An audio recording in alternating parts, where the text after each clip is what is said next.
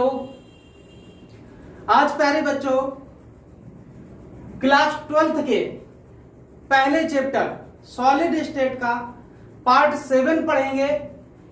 Part 6 में हमने students cubic system के बारे में पढ़ा था। आज हम पार्ट 7 लेकर आए हैं जिसमें आप क्यूबिक सिस्टम को और भी डिटेल से समझेंगे और क्यूबिक सिस्टम कितने कणों से मिलकर बना होता है, प्रति इकाई सेल में इसमें कितने कण होते हैं, ये सारी चीजें इस क्लास में हम जानेंगे।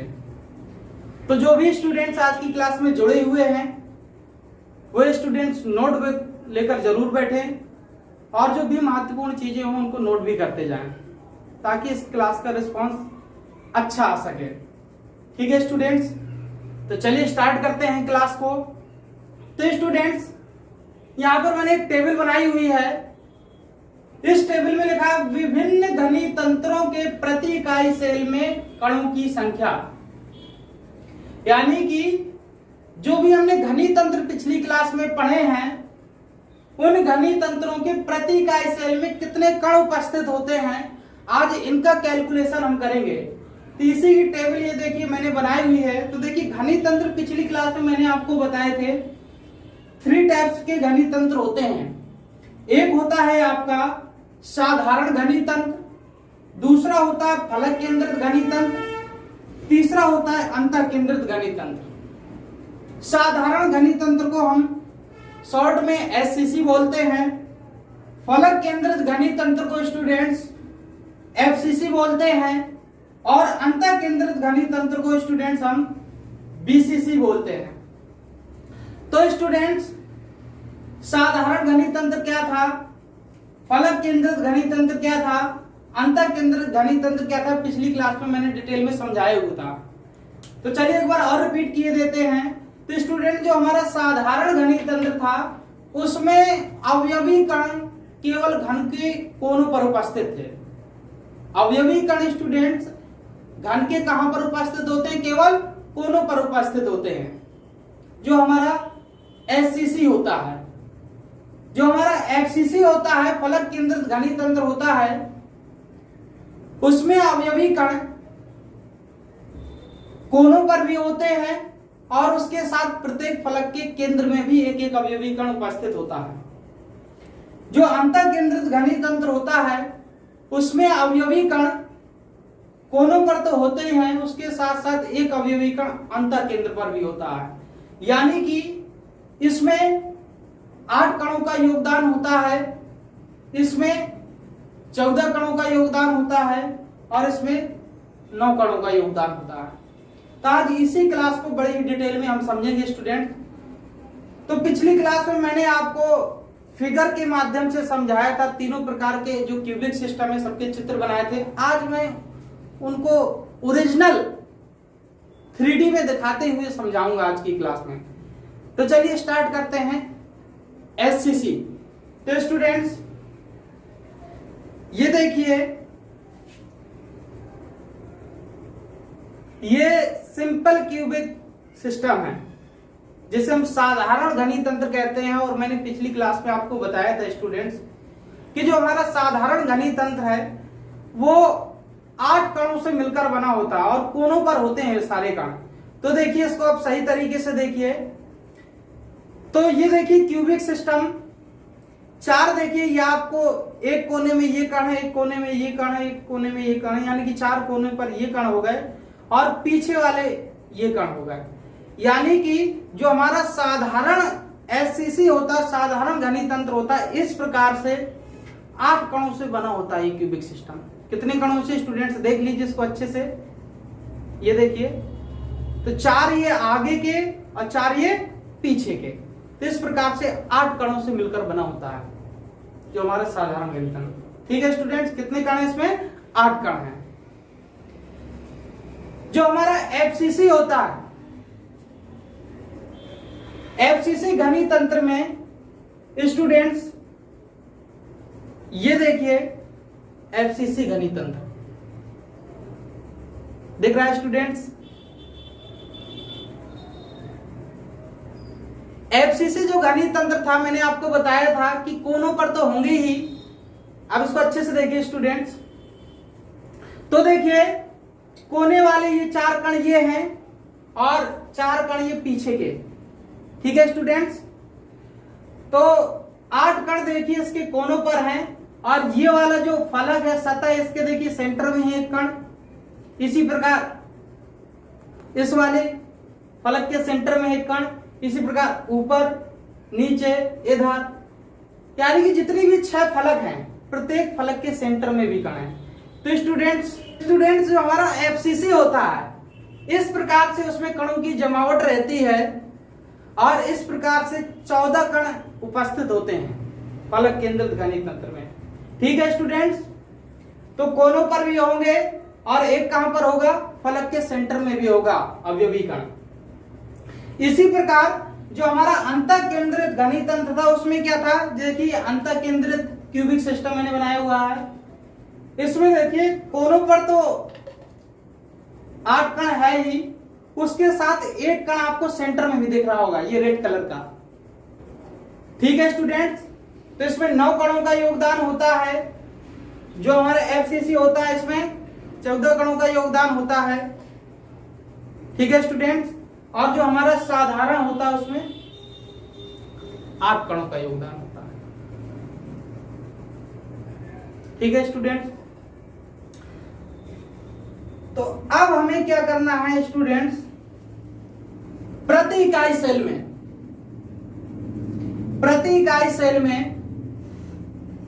उपस्थित कण, कुल कण कितने, यानी कि प्रति इकाई सेल में कुल कितने कण होते हैं इनका कैलकुलेशन हमें करना है, इस टेबल को फिल करना है। समझते हैं स्टूडेंट्स। तो देखिए घन में प्रत्येक जो क्यूबिक सिस्टम होता है उसमें कणों की स्थिति 3 जगह देखी जाती है, कोनों पर देखेंगे, फलक पर देखेंगे और अंतः केंद्र पर। तो स्टूडेंट्स जो हमारा साधारण घनीय तंत्र होता है उसमें अवयवी कण केवल कोनों पर होते हैं और कितने होते हैं, 8 कण होते हैं।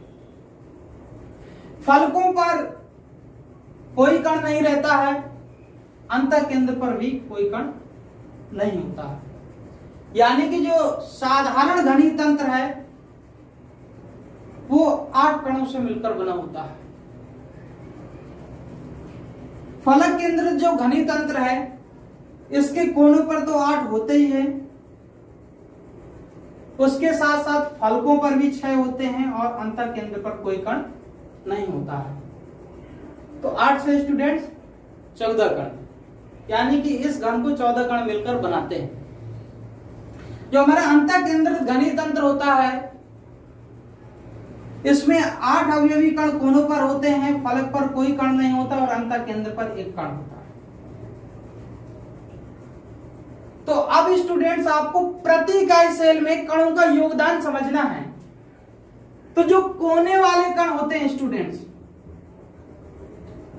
कोनों पर जो होते हैं कण, कोनों पर जो कण होंगे उनका 1/8 का योगदान होता है, यानी कि कोनों पर पूरा एक परमाणु नहीं रखा होता, उसका 1/8वां भाग रखा होता है। जो फलक केंद्र पर होते हैं कण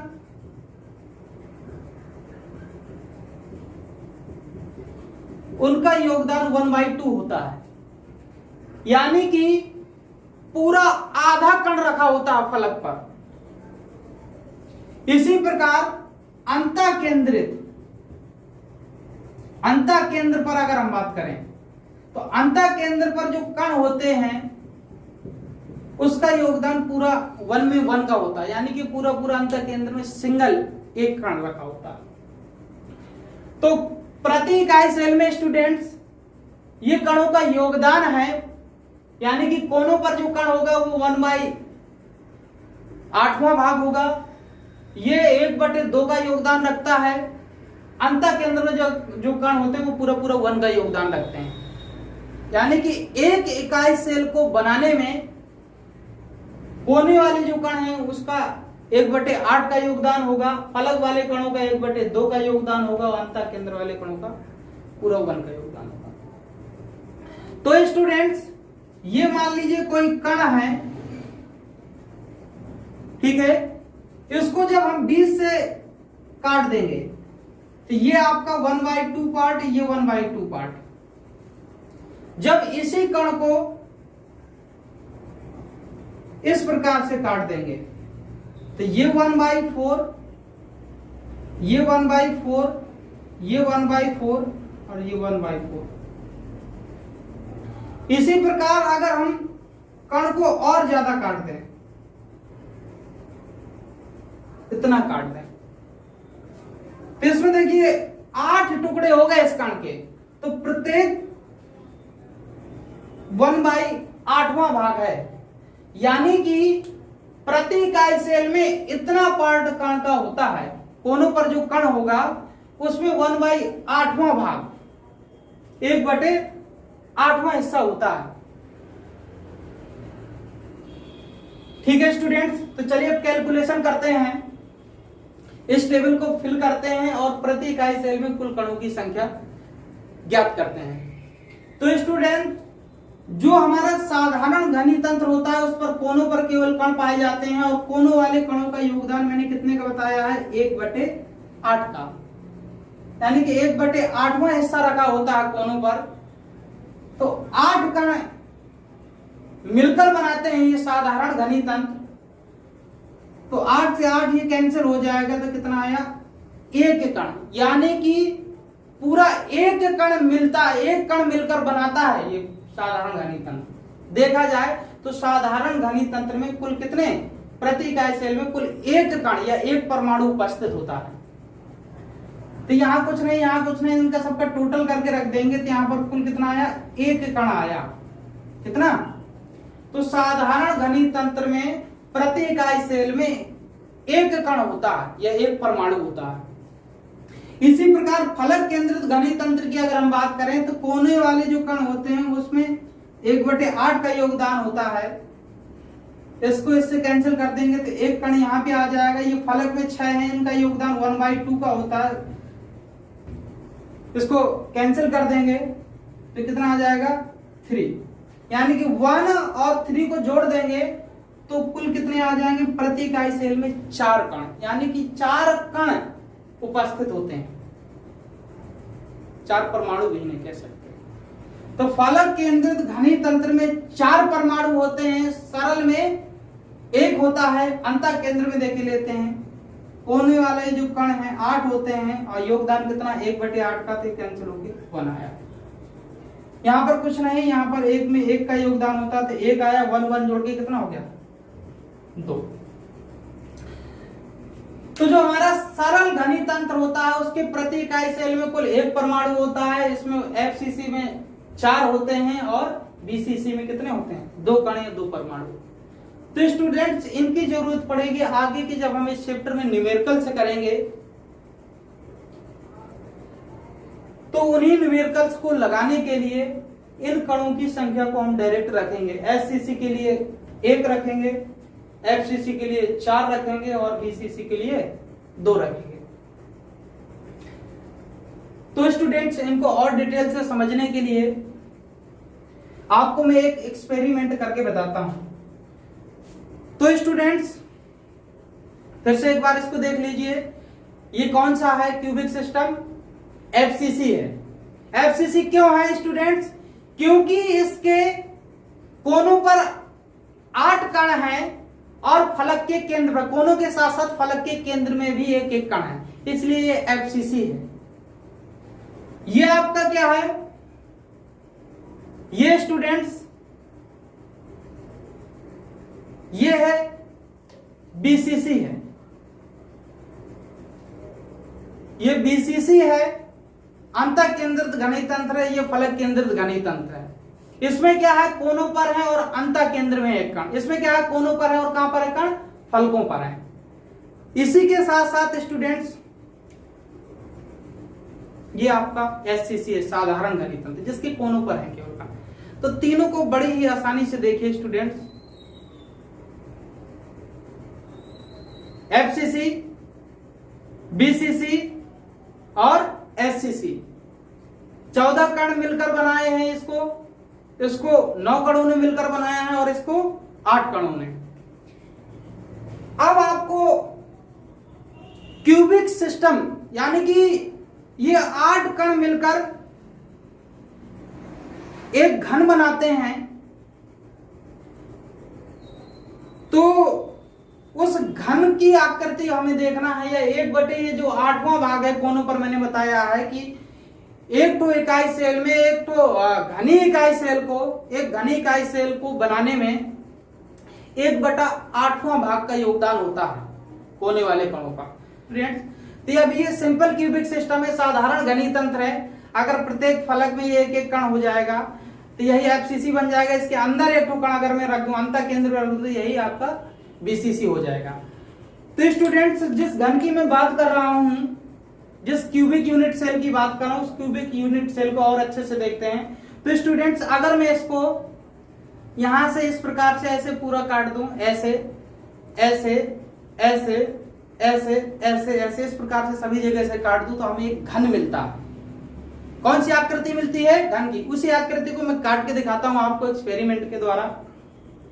तो चलिए स्टूडेंट्स, इसको काटते हैं और घन की जो आकृति है उसको निकालते हैं। तो स्टूडेंट्स,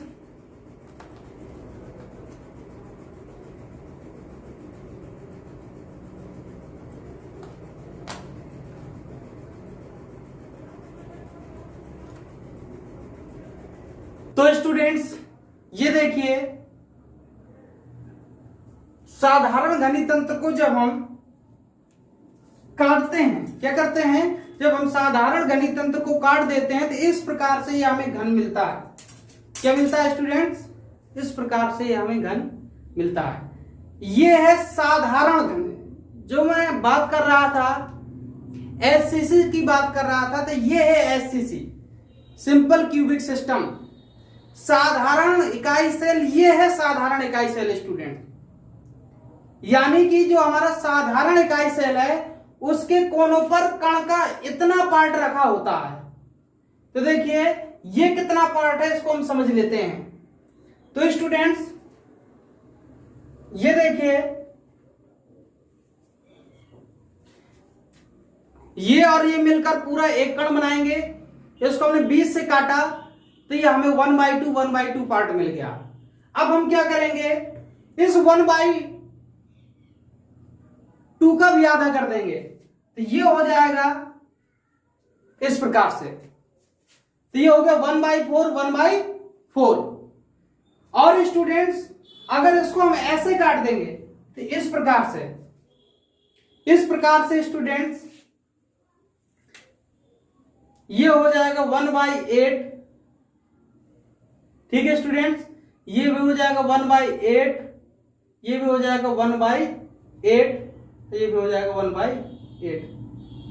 यानी कि जो हमारा अवयवी कण है या जो भी परमाणु है उसका 8वां भाग, 1/8वां भाग कोने पर रखा होता है।